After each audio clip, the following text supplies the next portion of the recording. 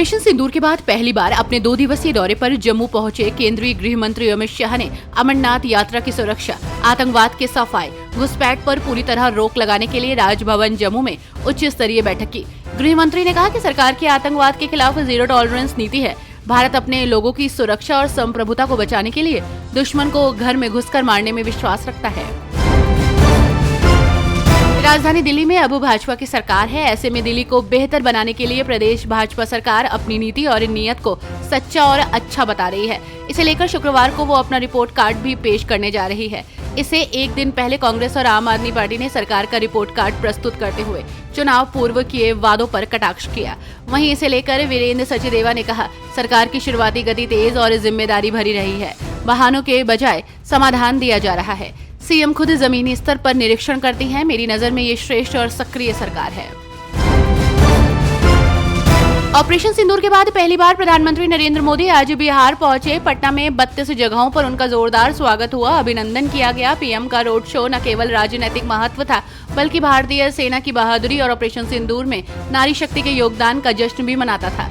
आज बिहार में उनका दूसरा दिन है। रोहतास के विक्रमगंज से बिहार को 48,500 करोड़ रुपए की योजनाओं की सौगात देंगे।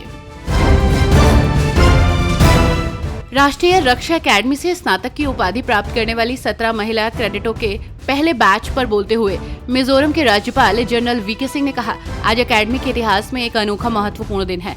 आज एनडीए से महिला कैडेट का पहला बैच पास आउट हुआ है। इस सबसे बड़ी समावेशिता और सशक्तिकरण की दिशा में हमारी सामूहिक यात्रा में एक ऐतिहासिक मील का पत्थर है।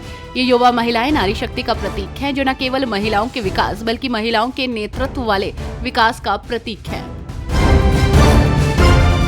सांसद पप्पू यादव ने पीएम मोदी के पटना रोड शो को विफल बताते हुए पीएम पर बिहार की जनता का अपमान करने का आरोप लगाया। उन्होंने कहा कि पीएम गाड़ी से बाहर नहीं निकले और सरकारी धन का दुरुपयोग किया गया। उन्होंने सेना के शौर्य का चुनावी लाभ लेने का भी आरोप लगाया और कहा कि बिहार की जनता भाजपा का सुपड़ा साफ कर देगी।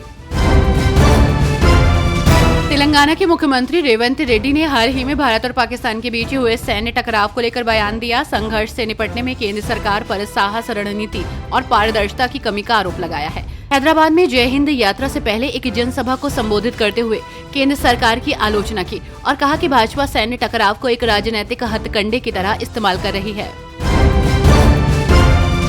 कांग्रेस के सांसद और पूर्व केंद्रीय मंत्री शशि थरूर इन दिनों चर्चा में चल रहे हैं। वहीं कांग्रेस से चल रहे विवाद को लेकर संजय निरुपम उनके समर्थन में उतर आए हैं। उन्होंने कांग्रेस पर निशाना साधा। उन्होंने कहा, कांग्रेस के लोग ये बात कब समझेंगे कि जब मुद्दा राष्ट्र का हो तो उन्हें दलगत राजनीति से ऊपर उठकर बात करनी चाहिए।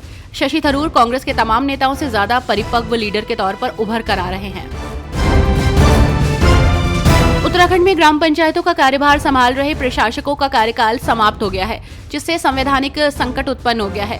सरकार ने पंचायत चुनाव की तैयारी की है, लेकिन प्रशासकों का कार्यकाल बढ़ाने के लिए अध्यादेश राजभवन में लंबित है। 7,478 ग्राम पंचायतें अब प्रशासक विहीन हो गई हैं, जिससे व्यवस्था प्रभावित होने की आशंका है। भाजपा के राष्ट्रीय प्रवक्ता गौरव भाटिया ने जयराम रमेश की टिप्पणी की कड़ी निंदा की। उन्होंने कहा, जयराम रमेश ने जो कहा वो निंदनीय और चिंताजनक है। ये सभी भारतीय नागरिकों के लिए शर्म की बात है कि एक भारतीय नेता भारतीय सांसदों की तुलना आतंकवादियों से कैसे कर सकता है। ये कहना गलत नहीं होगा कि ऑपरेशन सिंदूर के बाद निशाने पाकिस्तान राहुल गांधी के इशारे पर लश्कर पाकिस्तान कांग्रेस का एकमात्र प्रयास ये देखना रहा है कि भारत में रहते हुए नरेंद्र मोदी सरकार द्वारा की गई सफल पहलों को कैसे आंतरिक रूप से कमजोर किया जाए। राजनाथ सिंह ने कार्यक्रम में भाग लिया, जब भारतीय नौसेना के नौकायन पोत तारिणी पर सवार होकर दुनिया की परिक्रमा सफलतापूर्वक पूरी करने पर नाविका सागर परिक्रमा के विजयी दल का स्वागत किया। इस दुर्लभ उपलब्धि को दोहरे हाथों से पूरा करते हुए लेफ्टिनेंट कमांडर रूपाए और लेफ्टिनेंट कमांडर दिलना के गोवा के तट पर पहुंचे। इस असाधारण नौकायन अभियान को 2 अक्टूबर 2024 को गोवा के नौसेना महासागर नौकायन रोड से रवाना किया गया।